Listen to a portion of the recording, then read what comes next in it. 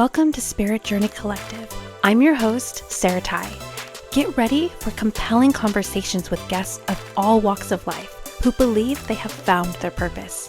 Together, we will uncover unique backstories, hearing the raw experiences that led them to the work they are doing today.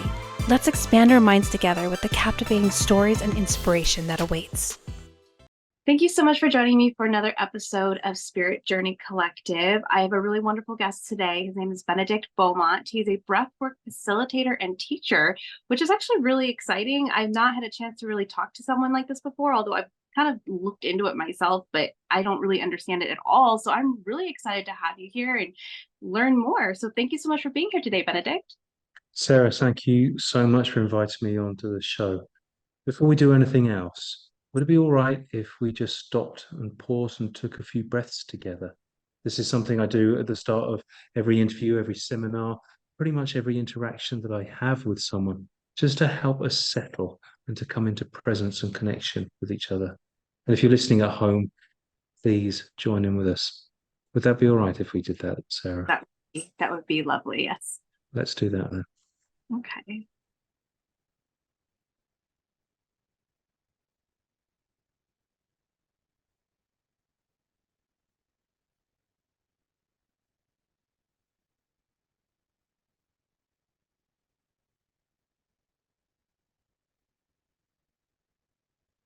Thank you. Thank you. Can you feel how that's changed things? Yes. I tend to have nervous energy. It's just something that's always kind of under the surface, and probably why I talk fast and but just kind of brought the vibe like more calming. It was nice. That in itself, the stopping, pausing, and take a breath is a game changer of a breathwork technique. I do it with everyone. I do it with my kids and my wife and all of my friends. They're quite used to me saying, "Can I just stop and take a breath?" I do it with people who have nothing to do with the wellness world, who have no internal journey, like my accountant. However, every single person understands the value in stopping and pausing and taking a breath. So, if your listeners are looking for something to take away from this, the practice of just stopping, pausing, and taking a breath, it gives everyone just a little space to feel into themselves, to come into their own authority and sovereignty, which makes any kind of communication that you have more authentic. So thank you for practicing that with me right now. It helps me feel more settled and certainly more connected to you. Yeah, no, thank you for doing that. And I'm sure our listeners also probably had that same kind of like, okay, we're falling into this episode now. And it's really beautiful. I know it's not the same, but I have my iWatch and it does like remind me to take breaths. And I will admit, like I often dismiss it. I'm like, okay, yeah, let's take a minute of breathing. And I'm always so glad that I did it. And then there are times where it pops up and I'm like, oh, I'll do it later. I'll do it later. I'll do it later. And then, I miss that opportunity to just take a minute. It's only a minute to just Mhm. breathe. And so, yeah, that's why one of the reasons I really want to just kind of learn more about what you do and learn more about like your backstory and just all in general, because I know I've experienced just like what just happened right now. I've definitely experienced the medicinal side of the breath work as far as just like how calming it is and how it's like taking a load off your shoulders and yet it's Yeah. so easily forgotten about as such a powerful tool. So what brought you into breath work? Like, how long have you been doing this? And, maybe share a little bit more about like what it is that you do, just a little more in detail. And then like, just how did you fall into it? How did you find this work? Well, I'm a breathwork facilitator and teacher, and I have a school of breathwork called Breathing Space. Mostly what I do now is I actually train facilitators. I train people to become breathworkers. So it's a little bit like yoga teacher training, although I still lead an incredible amount of breathworks myself. I still facilitate them. And of course, I do a lot of outreach, a lot of preaching about what breathwork is and why it's important and how every single person should do it, because I believe that it can improve every single moment of every person's life. So that's what I do. I lead people in breathworks at all levels of experience. I train facilitators, but generally, I just talk on and on and on about breath work. When I'm not breathing, I'm usually talking about breathing. So that's what I do. How did I become a breathwork facilitator? How did I become obsessed by breathwork? Well, I have a story for you there. So I discovered breathwork 10 years ago, conscious breathwork 10 years ago, when I was in my early 40s, and I had already burnt out from a career as a teacher. I'd actually had a couple of burnouts or breakdowns, whatever you want to call them. In my 20s, I was in IT, and I was also into being in bands and partying too much, and I had a breakdown from that, as everyone does in their 20s. And then I became a teacher. I also started Buddhism, and I had a strong meditation practice, and I was a yogi, and I mastered the primary and secondary series of Ashtanga, and I was very dedicated into becoming the best version of myself. I read every self-help book, every book on development that I could find. I went to group therapy. I did a lot, but although many of those things had pieces of what I was looking for, nothing offered the whole package. Nothing really gave me the taste of that transformation that I wanted. So I gave it all up. I sold everything. I had no real purpose in my life. I couldn't find what it was I was supposed to do, or didn't like my job as a teacher anymore. So I went back to something that I always loved, which was traveling. And I had some extraordinary adventures out in the world. I sold everything and bought a motorbike in Delhi in India, and I just got lost for months on end. I drove across North America from one coast to the other, from Canada actually, from which is even bigger than North America. I Anyway, all of that aside, I ended up in Bali, in Ubud, actually, which is one of the great spiritual centers of the world. There is a shaman on every street corner, or a guru preaching some kind of enlightenment. And I got invited along as a guest to a conscious breathwork session. And at that point in my life, I thought I knew what breathwork was. I mean, I've done a lot of meditation, I've done a lot of yoga, there's a lot of pranayama and different techniques in both of those practices. But I was wrong. I was absolutely wrong. Conscious breathwork is something completely different. It isn't just about emotional regulation. It isn't just about calming you down. It is a transformational tool that can change your life in just a single breath.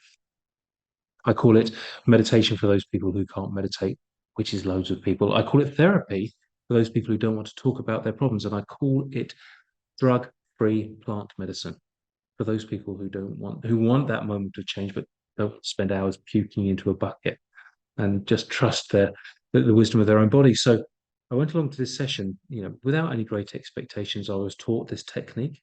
We were instructed to lie on the floor and breathe, and some music was played through the speakers, and then suddenly everything changed. Within 5 breaths, it was like all hell broke loose in this room of about 30 people. On one side of me, the person was screaming like they were being stabbed. On the other side of me, someone was screaming like they were having a full body orgasm. And then just beyond that, someone was laughing like they'd been told the biggest joke in the whole universe. And I was like, what is happening here? And then it hit me. And then I had my own extraordinary experience, which I wasn't expecting.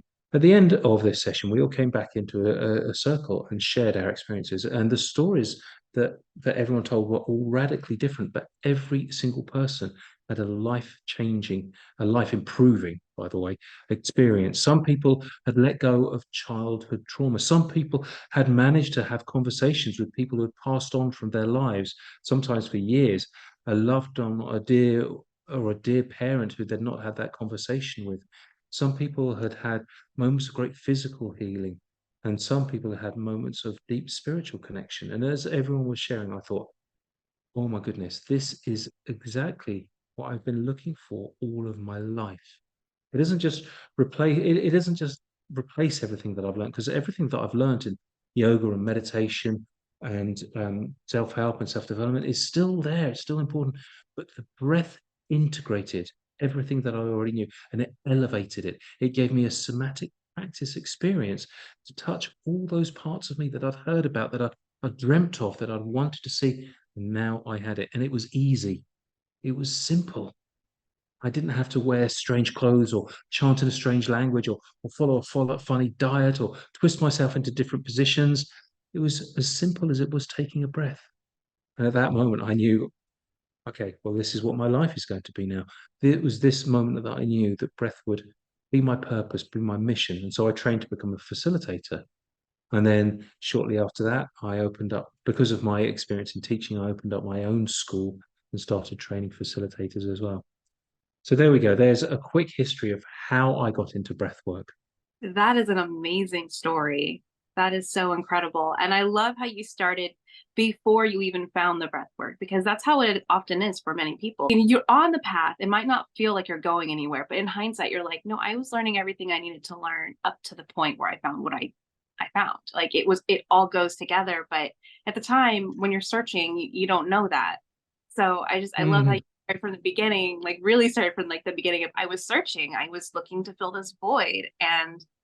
And then through that journey you found, what you found to be your purpose and your mission. And I think it's so funny, like the thing you just said a couple of things that I really would love to touch on. But you said that breath work is for those that struggle with meditation. That's me. Like I have such a hard time meditating. I mean, I always feel good after I do it, but it's so hard for me to like really. I think it's just because I don't know if it's anxiety or if I just have nervous energy, but it's so hard for me to calm down and just be in a state where I can even allow things in. It's really hard for me to get to that space and to sit still and to not be jittery. I don't know. But and then I'm not very visual either. So it's like that's not really where my gift is either. I'm a tarot reader slash spiritual channel. Like that's what my work is when I'm not doing podcasting. And that's not very visual. It's more feel, like it's I feel into what comes through. So it's like that's another part of meditation I've struggled with. So I'm like, I want to learn more, especially from that aspect, because I want to do more of the meditative things. I just don't know how to tap into it. And then what you said about the non-plant medicine experience, but you still get the experience of of that. I've heard of many amazing stories with like ayahuasca, for instance, but it's not something that I think that I want to actually put my body through. You know what I mean? I also have fears because it's like, if you have high blood pressure, this is probably not for you. And I'm like, oh, then I probably shouldn't even try it. But I would love to have the experience that that sort of thing could bring. And it sounds like breath work could really be just another safer way to try something like that. Sarah, I can talk about breath work. We could actually do some breath work right now. We could explore a breathwork technique to help you reach that point of meditation that you struggle with. And by the way, you are not alone in that. Almost everyone struggles with meditation. And those people that say, oh, yes, I can meditate, they're probably lying. They're probably not telling the truth. But if you're willing, we could also try a small taste, just the tiniest little medicine sip of conscious breath work to see if that is something that might spark you up a little bit. How would you feel about doing that? I would absolutely love that. That would be amazing. Well, let's do no more talking and dive straight in. And for those people listening, I would love you to join on with us, but please only do this practice now if you can be in a quiet space where you'll be undisturbed for the next 5 or 6 minutes. Please only do this practice if you're seated or lying down. And definitely do not do this breathwork practice with us if you're driving, or if you're playing with knives, or following fire, or sticking your hand in machinery, or anything like that. You get the picture. Now, this is an extraordinarily powerful form of breathwork, and if you do it for longer, there are some contraindications. Doesn't mean you shouldn't do it, but it does mean you've got to go carefully, especially the first time. High blood pressure, for instance, is one of them. However, for a short period, for a minute or two, which is what we'll do, it is safe for everyone and it's extremely beneficial for everyone. Does that make you feel settled and happy about this? Yeah, no, I'm a little nervous, but also excited to try it.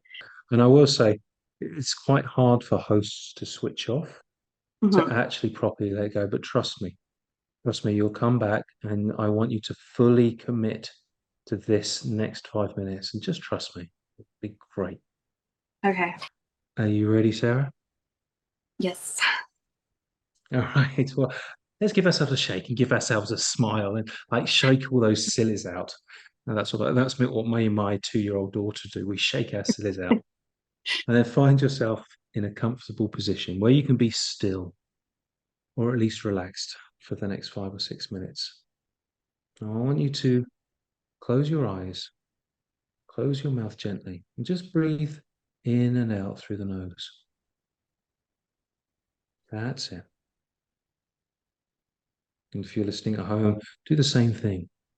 Just breathe gently in and out through the nose. And as you breathe, I want you to become aware of your body. Feel where it is being supported, where your feet are resting, where your hands are resting, where your hips, where your back are being supported. Or can you physically feel there may be your clothing? So just feel that. And then become aware of how your body is moving as you breathe. How your chest rises and falls and your belly expands and contracts. How your shoulders lift. Feel your body move as you breathe.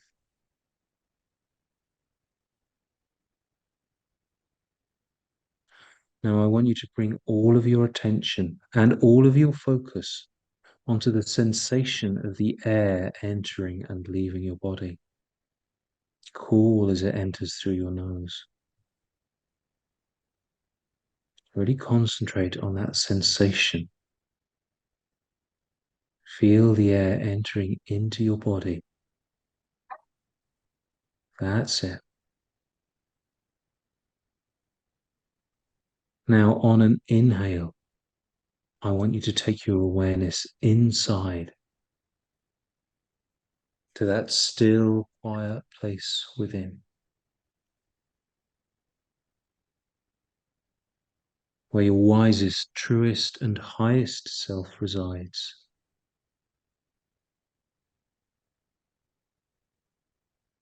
That's it. This is a place of wisdom, where you already know all the answers. This is a place of strength, and this is a place of love and kindness and compassion and patience. So just take a few breaths to reside here, to feel the strength and the wisdom and the love that you have inside of you. Feel how wonderful that feels.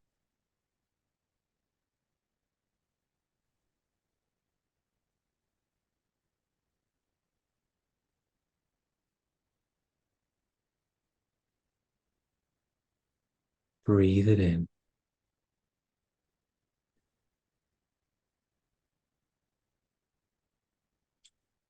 Now, in a moment, I'm going to ask a question, and I want you to listen to the answer. I want you to feel the answer, not just think of the answer. If there was a message that you needed to hear right now, if there were some words that you needed whispered into your ear, what would that be? If there were some words that you needed to hear right now, or a message that you needed to receive, what would that be?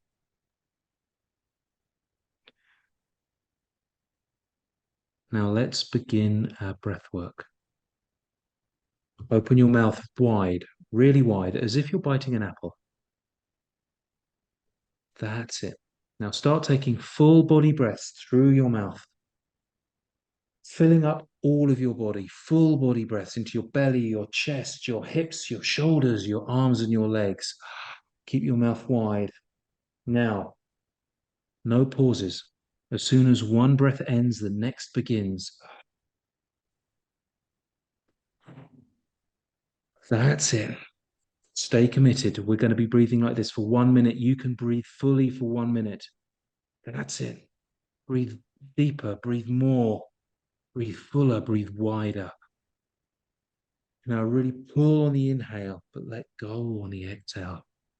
Keep your mouth wide if you can. That's it. Full deep body breaths. Your body will fall into its own rhythm. Keep breathing. More. You're over halfway there. 30 more seconds. Full deep body breaths. Breathe into it.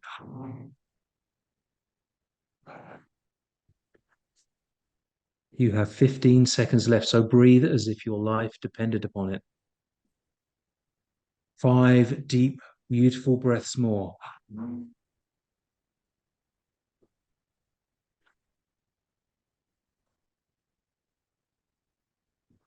One last one. Now, close your mouth.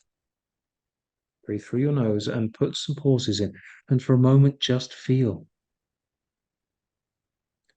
Feel how your body is different right now. Feel the blood pumping. Feel your head buzzing. Feel tingles in your arms and fingers.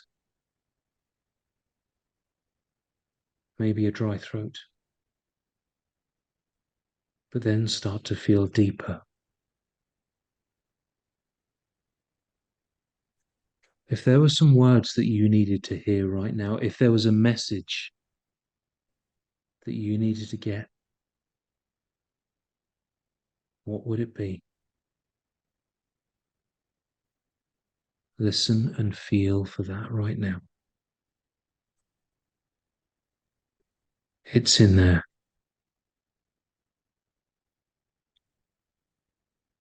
We'll take a few more breaths.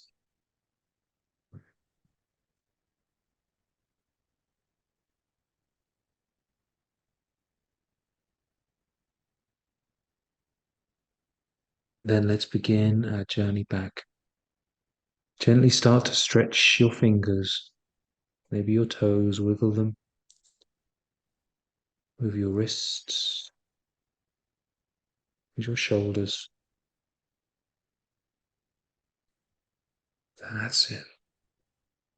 You can take a deep stretch. You can wrap your arms around yourself and give yourself a hug. That was good. And give yourself a shake as well. Blink your eyes open if you haven't already. Look around the room that you're in. And just notice 5 things in the room that you're in. Say it inside your head. Television, light, chair, whatever it is. Name 5 things in your room. And then come back and give me a smile, even if you're listening. Welcome back, Sarah. Wow. How are you feeling right now? Good. But it's also kind of intense, so I also kind of feel like I'm kind of coming down from that. But wow, that's a very cool experience. Can you see why I call that a drug-free plant medicine? Yeah, I can definitely see that shift. And granted, it was really, really small. Like it wasn't like, it's because I've had a taste of plant medicine, and so this, nothing like crazy, but I definitely feel a shift. Yeah, I'm gonna have to journal about this later, this experience, because I definitely, what was interesting was when you said go to the place where you find wisdom. There's this place that I have gone in meditation. It's kind of been like my safe spot, but I didn't really know much about it. But the moment I like immediately went there, I was like, this is the place I'm supposed to go. When I really like, that's the place. And then the message that I got was let go. Just lots of different versions of let go, let go, let go, let go. And I don't know what that means exactly, but that's what I want to journal about later. I'm like, okay, something about letting go. Probably letting go of my own like getting in my own way and stuff. But yeah. Beautiful. Thank you. And journaling after a breath work is so powerful. We use a different part of our brain there. We use, one of our forebrain there to kind of help articulate. And that as an integration practice is so powerful to help understand what it is that might be pre-verbal, pre-language, a feeling or a sensation inside of us. So thank you for that. And thank you for your share. I really Appreciate that. Maybe let's just stop and take a breath with that. And I just have to commend you also for your bravery. As a host, it's difficult to allow yourself to let go. And you did that beautifully. And you breathed beautifully, Sarah. Oh, thank you. That was definitely, I definitely had to remove some of my ego there, some of the part of me that was like, you can't do this. No, no, I can't. And I will say that something I've learned as a host is I want to be real. I want to be raw. I want people to see that and not feel like it's, even though like I do edit my podcast, I edit just the pauses and some of the uhs and ums that just don't need to be there. But other than that, I like to keep things really real. And so I figured if I can't be willing to do this, how can I expect my listeners to be brave enough just to do this too? So Well, thank you again. You breathe beautifully, actually. You really committed to that. And normally we'll do this practice for at least 30 minutes, not just a minute of deep breathing, but we'll do it for 30 minutes. And it will be fully framed, with a proper introduction. Often there'll be a theme and an opportunity to share it at the end. But in this space, we can really only just do the shortest taste of it. yeah, that's amazing. Thank you for being willing to do that and offer it and let other people experience just a taste of it as well. Absolute pleasure. Absolute pleasure. It's time to take a short break from our wonderful speaker. Are you in the need of guidance around love, career, family, life, or purpose? Embark on a spiritual journey inward with an intuitive tarot reading. Depending on what you're needing and looking for, I offer private one-on-one sessions as well as personalized email readings. It doesn't matter what the question is. A reading with me provides connection with your higher self, offering curated personal messages, or what I like to refer to as spiritual roadmaps, guiding you to the future outcome you desire. Readings are insightful and affordable. If you'd like more information or to schedule a reading with me, please see the link below. So you did mention that you feel like you found your purpose in this work. What is it about it that really lights you up, that really makes you know that this is your thing, this is your mission? That's a great question. When I was young, when I was at school, and I don't know if this was your experience, there's always a few irritating kids who always knew what they wanted to do, whether they wanted to be a doctor or an architect or even a sports person. At the time, there was part of me that I used to really mock them actually. I would say, how do you know what you want to do? You're a kid, you don't know anything. But there's part of me that was really jealous because I wanted that certainty. I wanted that, knowledge of what I was supposed to do in the world, and I never had it. But this is a message of hope, really, that everyone can find what that is for them. And it may not be what you expect. Most people, I think, have a wrong idea of what their purpose is, because sometimes people think purpose is about doing something, about achieving something. It's not. Purpose can just be about being the highest, truest, wisest, most authentic, the most vulnerable version of yourself.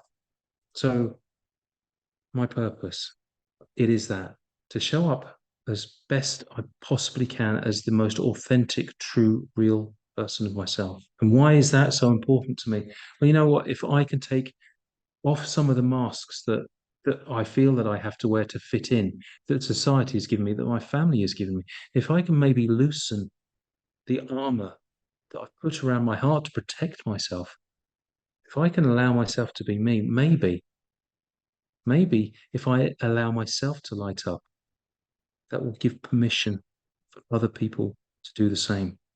And I look around and I see so much suffering. I see so many people who are unhappy, who are unfulfilled, who are too scared to step into their own selves, their own skin. And that's awful, awful to see when people are so overstressed or overwhelmed and they're just too scared to take the steps to not be. Some of that stress, some of that pain, some of that trauma isn't even theirs. It's been handed down through generations from wounding when they were little children, from their parents who were also wounded. We have an opportunity. We have an opportunity, I think, for the first time in history, to stop some of that wounding, to truly, truly make the world a better place. So why do I do this? Is for me, I mean, let's not beat around the bush. Doing what I do is an amazing job. I love it. I've never found, and I've done a lot of things, but this is the one thing that I never, ever, ever tire of. Being a breathwork facilitator is actually the most amazing. Holding people in that space of transformation and growth is a privilege, and I never tire of it. So it's great for me. I know that it lights me up, but I see so many other people benefit from it. And that is just amazing. But I've got two young children, and I feel a terrible responsibility for the world that is yet to come. I feel we have a duty to leave the world in a better place, not just for us and for our children, but for everyone that is yet to come. I have got my own, fair share of trauma and skeletons in the closet, and hereditary pain and trauma through my male line and my mother's line. That, you know what, I'm not going to pass that on. I'm not going to repeat the same mistakes that they made when they were raising me. Bless them with all the goodwill in the world that they had. I'm going to make mistakes as a parent and as a person in the world that will affect others, but at least they're going to be my mistakes. They're not just a knee-jerk reaction that I shout at someone because that's what happened to me as a child. I want to do better. I want to do better. And I want to show other people that the world can be a better place as well. So that's why I do what I do, and that's what my purpose is. That is such a beautiful answer. I can relate a lot to how you were feeling when you were younger. Like, what's just like, how do you know what you want to do? And I definitely experienced that. Like, I remember not necessarily mocking the other kids for that, but I remember in high school when I was a senior, many of my classmates were going to universities. And I was just like, well, I'm going to go to community college because I don't know what I want to do. And I felt so less than because I didn't have like the direction.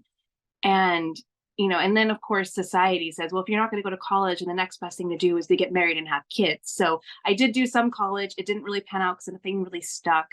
And then I met my daughter's dad when I was like in my young 20s. And, it was like, okay, well, I'll just shift to this idea because that's kind of, those are the two like options, not to say there wasn't more, but at the time that was really all I heard was either you go to college and make something of yourself or you get married and become like a housewife type thing. And so that was what I thought were my options.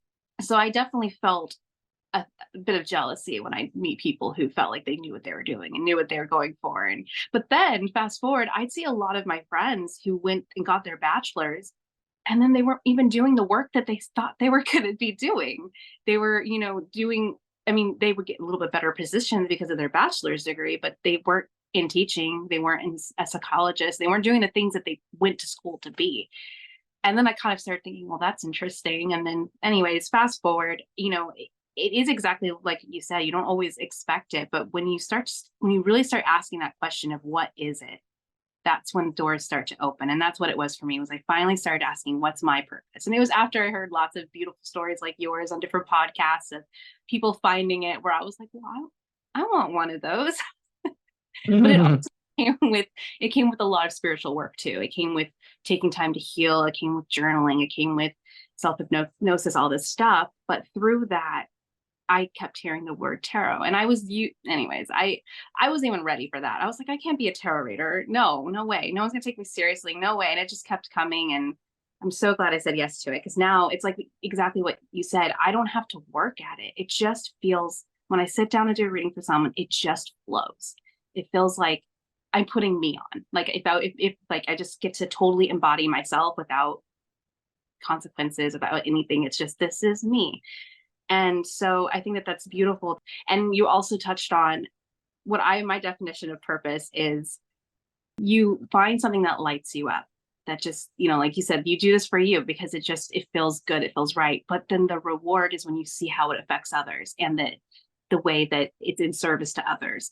And so I feel like that's what a purpose or life mission is. It's when you're able to do what you love that lights you up, or helps you be your best self, which I love that you touched on that too, because when you're your best self, that's when you get to fully show up and teach other people how that it's safe to do that. It's safe to be yourself. So, you're doing it for you, but then through that you're helping others. And I feel like that's always been my definition of purpose.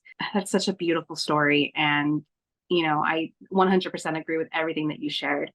What is one lesson that you've learned in the work that I'm sure there's many lessons, but in this work that you've done, like, and are doing, what is one lesson that you've learned that you feel like the rest of the world really could benefit from learning as well? All of the voices that we hear in our ears, the inner critic, the slave driver, the needy child, the insecure, all of those voices that we think are holding back are all wounded, scared versions of us when we were children. They are guardians that were created to keep us safe when we were young and we were truly vulnerable. And those voices have just forgotten to lay down their arms, that they're no longer needed. So all of the self-talk that we give each other was actually originally there to stop us being hurt. And the way to move on from that is not to try and banish them, try and get rid of them, to silence them, is to make friends with them, is to reassure them, is to make them feel loved and safe and protected, and that their services are no longer needed. All of those voices that we hear are damaged and wounded parts of ourselves that need, more than anything, love and care and attention. I really love that. That's shadow work, basically, right? Where you're integrating the part of yourself that you abandoned, that you assumed was bad. But all of us is whole. We just have to bring in that shadow and love it too. It's so funny. I have such a hard time explaining shadow work sometimes. It's such a abstract idea, but you explained it really well. And it was just like, yes, that's it. That's shadow work. And that's very true. As a lot of us, when we get, triggered, it's usually from one of those things you touched on. And one of my tarot cards that comes up, it's like, whenever it comes up, I'm always kind of like, oh, are they going to be open to this? Because it's the Seven of Wands. And it usually speaks to you're being triggered right now, and you're being asked to take a moment before you respond, because otherwise you're going to react, you're going to get defensive. So the invitation around that is, how can you check in with yourself, even real quick, just to see, like, is this something from my past that has nothing to do with this person that I'm about to unleash on? Or is this something where I actually do need to draw a boundary? But you wouldn't know unless you check in with yourself, because the triggers, it's bringing up something from your past. Yeah, that is definitely, I think the world would be a much better place if we were all more aware of those inner voices that are not helpful. Of course, they were at one point, that's why they were created, but they don't serve you now, and learning how to tell the difference. Mm-hmm. Absolutely. And I don't think people realize that enough. Yeah, it takes a level of self-awareness. And even when you're aware, it's still remembering to not let that voice take the lead when it does. Because I've noticed, you mentioned parenting. I've definitely had a lot of my shadow work has come from parenting. It's come from having to figure out how to be a parent versus how I was raised. And I have my father, who I'm not in contact with, was an alcoholic, mentally and physically abusive person. And so, there are reactions that I'll have, like knee-jerk reactions to my daughter, where I'm like, oh, I don't like that. And me and her have lots of conversations about, hey, mommy shouldn't have done this or done this. And we have these conversations to repair. And I've gotten, much more aware, but there are moments where, like, it's almost like I get taken hostage for a moment, but I'm aware of it enough to be like, oh, pump the brakes. I need a moment. You know what I mean? So it's just, the more aware you are, it's easier to find out when you're being hijacked by one of those inner voices. And it's not easy by any means, but if you're aware of it, it's so much simpler to stop. Not easy, but it is a simple stop, but it's just being able to really take the reins back. I love shadow work. I've studied it a lot, actually. And actually, I helped found a school of transformation with a very good friend of mine called Jamie Catto. And his work is all about playful and easy ways to transform shadows. So I totally resonate with all of that. Yeah, and that's so important too. I mean, 9 times out of 10, when I give readings that come up with healing or shadow work, there is always an element of have more fun, have more play. have more of a creative expressive outlet, because shadow work can be so heavy, and it doesn't have to be. So I love that your friend offers a school that's a little more lighthearted while dealing with the not so lighthearted things. From Yeah. here, I would love to shift to something that I call synchronicity story time. And I love stories of synchronicity because it's just this big neon sign of like the universe saying, hey, I'm here. Do you have anything that's synchronistic or paranormal that you can't explain that you'd love to share? Well, I think I might have a story that may go down in your history books as one of a kind. So I said a little bit earlier that in my early 40s, I burnt out from my role as a teacher, and I headed off to India, and I sold everything. I went off to India. I bought a motorbike, and I got lost. I traveled around the Himalayas. I traveled around the deserts of Rajasthan. I traveled through Uttar Pradesh. I went everywhere, and I ended up in Nepal. And I traveled the length of Nepal through places that no one ever goes to. But there's barely any roads. All the time I was actually journaling like you do, and that was one of the major moments in my life where I discovered that I had an inner world that really could be explored. And I'd always wanted to be able to write, and finding that I could write on this journey was such an amazing experience because it had always been a wish of mine. But I was also very lonely. I was lonely in that moment of traveling around by yourself on a motorbike in a huge continent by yourself. But I was lonely in my life. I had never got married. I'd never really had a long. Well, I had girlfriends, but I'd never had a really long. The longest relationship I had was a year, and that was because I knew that none of the people I was with was the right person. They were not the sole person. I wanted someone I could share absolutely every single moment of the rest of my life with. And if that person who I was with didn't feel like that, well, I wasn't going to be with them. So I'd never really had any long relationships. My journey ended in Sagarmatha National Park, which is where Everest is. And I began a trek to Everest Base Camp, walking up to 5,000 meters in height. And it's one of the most extraordinary, beautiful journeys that you can do through some amazing landscapes.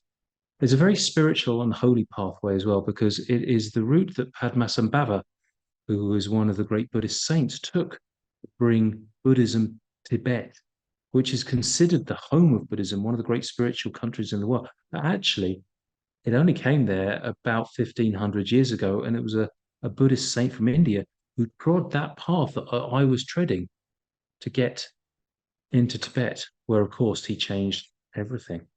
So the journey, the travel up to Everest Base Camp is actually a deeply spiritual journey, and it was so for me. I felt that I was walking in the footsteps of a Buddha, and every step that I got, every meter that I climbed higher, I stepped into a more spiritual place. And when I reached the top, when I got to Everest Base Camp, over 5,000 meters in high, I laid down two stones. It's an extraordinary spiritual place. It's like you're on the moon. You're so removed from normal everyday life. The air feels and smells different. The sound is different. Your breathing is very different.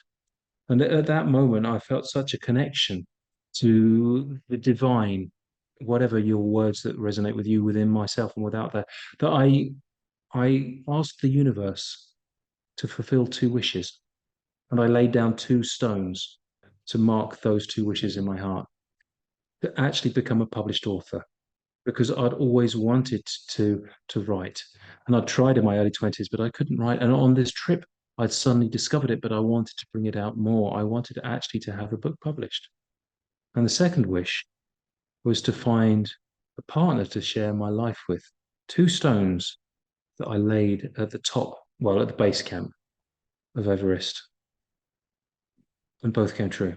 I came down and I published the story of my journey around India, one volume which was called Walking in the Footsteps of a Buddha.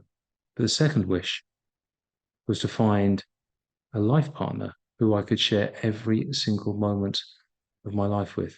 And I found that person, and she became girlfriend and then my fiance and my wife now of 10 years. But she was standing behind me as I laid that stone down on the ground. Wow, that's incredible. Did you guys know each other at the time? Were you aware of each other? We had met, we were on different, we had a tour, a guide to guide us up there, and we had different guides, and she was in a big group. But we stopped at the same tea houses, and we'd had a couple of conversations um, throughout that trip up. But although I was very impressed by her and very attracted to her, you never think anything's going to come of that. But it did. She hates me telling that story, by the way, because she finds it really disempowering. It's like I magicked her into experience, and I summoned our relationship. So for her, her story of how we met is very different. But for me, this is how it happened. I asked the universe to have a life partner, and we have spent pretty much every single moment together over the last 10 years. We've barely been apart. We live together, we work together, we're traveling together. We've spent last 6 months on the road with our family. We are never, ever apart. And the universe gave me exactly what I asked for. Yeah, that's beautiful. Yeah, I can understand. Like, I think some people struggle with manifestation from the free will aspect of like, well, especially if they're like a person that was drawn to someone else during manifestation. Because I've heard people say, "Oh, I totally manifested him or her," and I can imagine being the him or her being like, "Well, hold on a second, I had a play in this too. Like, I had a part, and I wasn't like only here for you. You know what I mean?" But I think what it is you're asking for like that person who's going to match you, and you know, it's not like, I don't know, because I do believe in free will, but I also believe that the universe does put things right where they need to be. And then what we do with it is what ends up happening, right? It's always a choice. The universe could have put her in your path and you could have kept walking. It's always possible. But that's such a beautiful story. I loved that. Thank you so much. And what an amazing life that you had, and still with all the traveling you still do. I mean, it sounds like you really just are living a very full life, which is just amazing. We only get So, one chance. We only get one chance at this life. There's no reruns. So I've always been determined to try and take the best of every single moment that I can. yeah, I mean, honestly, more of us need to jump on that bandwagon and, and do that too, I think, because so many of us, like you were saying earlier, are living from a space of fear, from a space of not being able to fully be ourselves and feeling like, having all these restrictions that really don't exist, right? But we think they do. And the more we're able to step out of it, the more we can see the opportunities that, we all have. My final question I like to ask is, do you feel that we all have a purpose or mission? I do. I do absolutely, Sarah, but it's not what people think. It isn't necessary to do something, to achieve something, to make something, but it is just to be. And I feel that if everyone can be that best version of themselves, that's reaching their potential, that's having their mission, that's a purpose. To be the best, unfiltered, most authentic, truest, highest, wisest, most loving version of themselves in every single moment. That, I believe, is everyone's true purpose. That's not doing, that's being, which is a far more subtle aspect to ourselves. Yeah, I love that. Have you ever seen the new Disney movie called Soul that came out a couple years ago? I believe so. Is that the when the guy dies and Yeah, comes back? The yeah, jazz musician. Oh, I yes. love that. Yeah, that was such a great one. And that was really the message at the end when they was like, well, what's my purpose? And then the higher ups were like, you humans, you're so silly with you and your purpose. It's just experience life. And so it's just a totally different take on it. But I love that because in order to find your mission or your purpose or like what you're here to do, you have to keep unveiling your highest self, like, and keep striving to be the best that you can be, right? Like in order to even connect with those parts of you. So, and I totally agree with you. If we all could live in that space, there wouldn't be competition, there wouldn't be comparisons. You would know that, hey, you're living in your gift and I'm living in my gift, and maybe my gift can help you and your gift can help me, but it's not, it's, you don't need to take from anyone because we all have what we need within us. And I don't know what it would take to make the world really get there, but I feel like the work that you're doing, changing one life at a time or thousands when you do your workshops and things like the classes, I just think that that's the best way to try and manifest that kind of a world. Yeah, me too. This has been such a pleasure. I'm just so blown away by this conversation and this experience. How can our listeners find you if they want to work with you more? I'm really easy to find. If you Google my name and breathwork, I will come up. I'm pretty much everywhere. If you're interested in breathwork, and I really encourage everyone to at least open the doorway to the possibility that breathwork could be of benefit. I genuinely believe that breathwork can improve every single moment of every single person's life. And if anything that I've said has sparked a little curiosity, please come and find me at my school breathing space. And the website is makesomebreathingspace.com. We have so much that's on offer. We have so much free stuff. We have 5 free live online workshops every single week. 5 free online workshops every single week. So whatever your time zone, whatever day, there will be one of those that you can work for, where you'll come on and experience a full session of that little taster that we did. We've got free courses, free starter introductory courses. We have got a special 12-week transformational breathwork program called Rewire. And I'm going to give all of your listeners a special code for that to get a big discount on that. And I'm hoping that you'll put that in the show notes. And I believe that is, and that is based on my own experience of when I did my training. And it is the 3 aspects to that I felt rewired me and took me from just an unsatisfied, burnt out high school teacher to suddenly starting a breathwork school, suddenly running retreats all over the world in some of the most beautiful, starting a festival. I've done so much since I discovered breathwork, and it was actually all flowed. It was easy and beautiful and fun. And it was the most amazing journey that I've been on.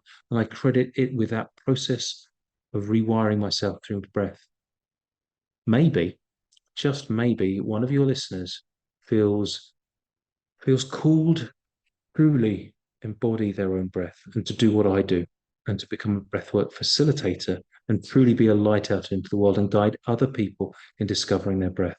And if that is you, then please reach out. I am on a mission to light up the world through breath, and I'm looking for people who are willing to become leaders to do the same.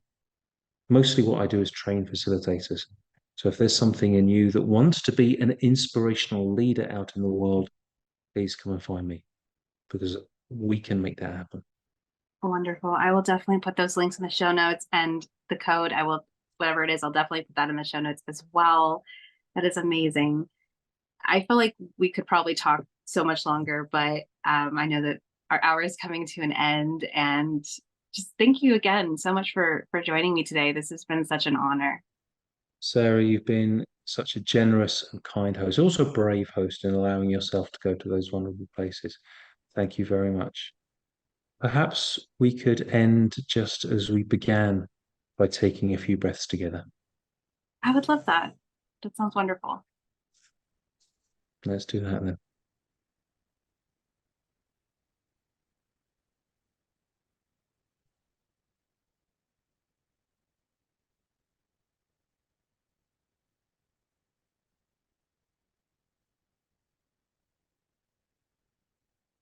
Thank you, Sarah, and thank you everyone for listening. Thank you for joining me on another inspiring episode. Remember, your purpose is a unique and unfolding path. I hope these conversations have ignited a spark within you. Until next time, keep exploring, growing, and embracing the beautiful adventure of connecting with your purpose. Stay tuned for more meaningful conversations.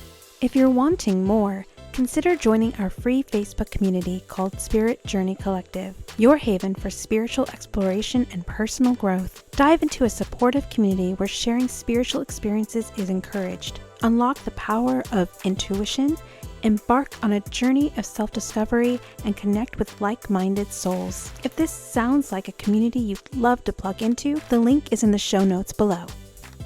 If you enjoyed the episode today, don't forget to like, share, and subscribe. And thank you for joining me on this journey.